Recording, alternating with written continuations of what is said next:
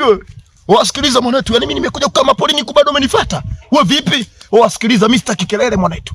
Sikiliza kijana. Labda tu kuna kitu ujui.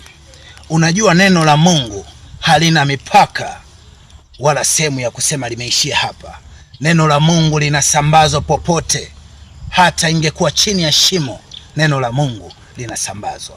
Hivyo basi, nikaona ndazunguka kila eneo, hata mapolini, ili kutafuta kondoo wa Bwana. Nashukuru Mungu, kondoo wa kwanza nimekupata katika poli hili. Wewe sikiliza babu, sikiliza. Sikiliza mwanangu. Mimi kuna muda nakuwa kama simba mwanaitu. Afu sipendi kelele mwanangu. Sikiliza, nitakufinyanga mwanangu, nitakuua. Wewe mwanetu, ondoka mwanangu, potea. Ningependa kabla tujaanza kufungua Biblia. Wewe babu sikiliza, babu wewe sikiliza, mimi kelele sitaki, nimekwambia vipi? Sikiliza, na hesabu 1 mpaka 3 kudadeki. Wewe umepotea katika uso wangu. Sikiliza 1. Alao sikiliza 2 mwanetu. 3. Dissolve.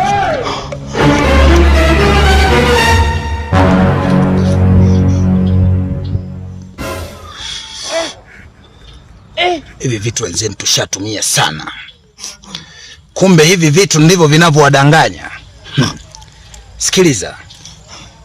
Nauliza, uko tayari kumpokea Mungu awe Bwana na Mwokozi wa maisha yako?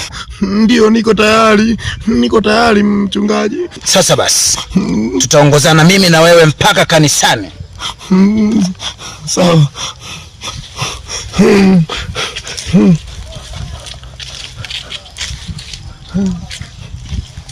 Huko. Ngoja njia hii hapa. Sawa.